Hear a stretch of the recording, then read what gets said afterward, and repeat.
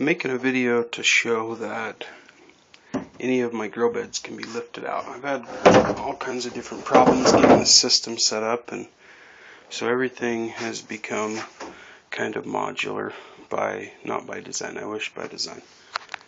More like the School of Hard Knocks. So anyhow, still using the swamp cooler fittings on the bottom here, and a sprinkler pipe, stand pipe. The caulking's actually not necessary. I've said in earlier videos it was good, but it's actually not necessary, but it is good. It helps seal it a little bit.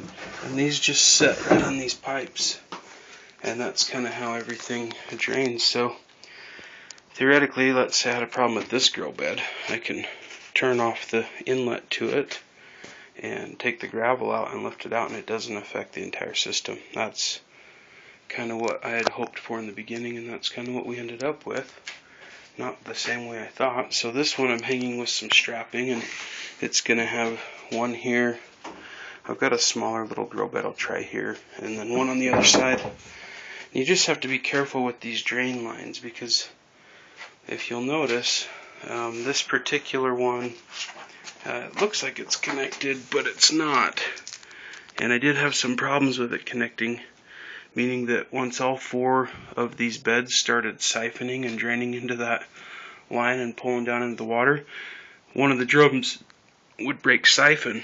And then I got thinking, well, duh, this is an obvious problem. It took a while to think about it, but that's why I have this standpipe here, just like home plumbing. It takes a little bit of air down in when all four are kicked on and they're all in drain mode and they work around. It actually is a good thing too, because it puts a ton of oxygen in the water.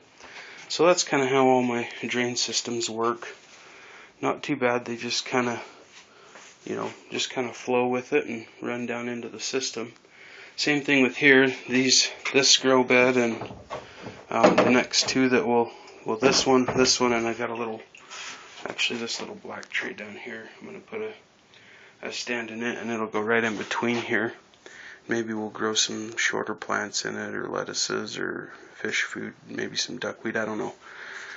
But it'll go in between this spot here, and then this other bed's going to fill up with grow beds. And the way my system works is I've got a 150-gallon tank here, and there's two fish in here, but you're never going to see them. Maybe if they come up, I hate to use the word never. But I have some silt that never washed out of the rocks. It looks like algae, but it's actually silt. I got to figure out how to get out of there. But I do have, this is the drain pipe from the big grow beds. Now this is my overfill pipe. It's just connected, it's not glued on, and it goes to the bottom. So it will pull stuff off the bottom of the tank. And as the tank fills up, if it ever gets over this, you start seeing like little vortex. It's kind of cool. Anyhow, so I don't pump out of the fish tank. The fish tank, really can never be drained. It could be overflowed, but it's never going to run dry. And what happens is it overflows from this guy draining and filling up. Then it runs back down over here into my sump. I'm going to move a few things out of the way. And this is a 3/4 inch line, and it would have been a lot better to just do a 1 inch or even a 2 inch line, maybe 1.5 inches. Because what I'm going to end up doing is I'm adding a second one of these pipes to plumb out of the tub, because it overflows too fast and I need it to drain back into the sump a little quickly. Not because I'm running out of water, but because the tub starts to overflow. It actually doesn't overflow, but it gets close to the top, and more than I want it to be.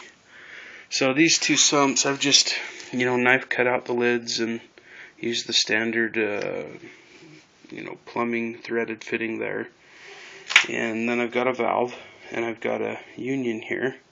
If you loosen this and turn each valve off, you can rotate them up and isolate either one of the sumps. And I've also got a union here, which is what my pump is hooked up onto. You can see down in there. And the fitting to hook from the PVC to the pump, I basically heated up some pipe sections and molded it over the outlet, so it's just a slip fit. These are bulkhead fittings. Got them. I found a good place in town to get them for a little bit cheaper than Home Depot. But they're the best selling type units I've found. Anyway, so we overflow back into these sumps. Water's pumped up into here. This is my swirl filtration. It just rotates the water. It's got an elbow. It comes out the back side with another elbow and a union. And from what I've been seeing online, other people are using that method, but they pump directly out of the tank. Hopefully this will still work because I'm sucking the water off the bottom of the tank into the sump, then running it into the filtration. But if it doesn't work, then I'll have to put the filtration unit over on this side and just reverse the system, and I may have to pump out of the tank, and I don't want to, so I could go to a double pump system. We'll see what it evolves into. Anyhow, I did plumb a drain on the bottom of it right here so I can, get out of it. I just put a union, or not a union, a bulkhead fitting, and plumbed into it. I'll end up putting some soft hose on this so I can drain the solids out of that. And then I've got the valves, and I wasn't going to use them, but I'm glad I did because I can get the gel the flow adjusted so that each one of these tubs will, drain at the time I want them to, or at a similar time. And I've got some of these using the 1-inch siphon, and I thought I was having problems breaking siphon. I wasn't. It was more that drain problem. So I'd added these on to help them break siphon, and they break siphon really well, faster than before. So that's an improvement on those.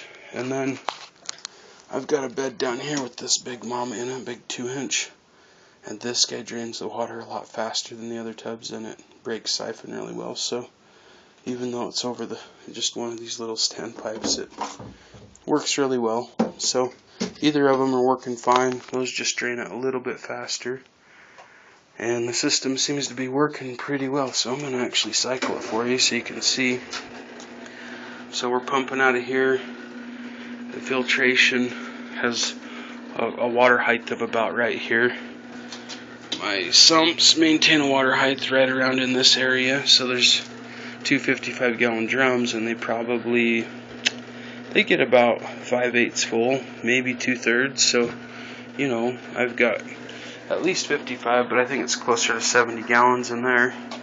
This is just a drum that I chopped down, and the piece I cut out I put on here so I could keep bugs out of it, and just drilled the hole through for the union, and it just kind of lifts off. But you can see in there the water's, this one here is the inlet, and that one over there is the outlet, so it'll start rotating the water. You can see it kind of in a circular motion. I don't know if you can see that on the video. But now we're starting to flow out. One problem I'm having, I've got a 600-gallon per minute pond pump, and I wish I would have gone to a 400, because I put a reducer in here to take this 3/4 line to 1/2 inch that's just slipped in. And what I'll end up doing is I may just bring a whole other drain line, cut another slot out, put another union in, and then drag it all the way around for these other beds over here, because this does overflow pretty fast. That's what the reducer's doing, is stopping it. So I've got some extra flow I can deal with on that side.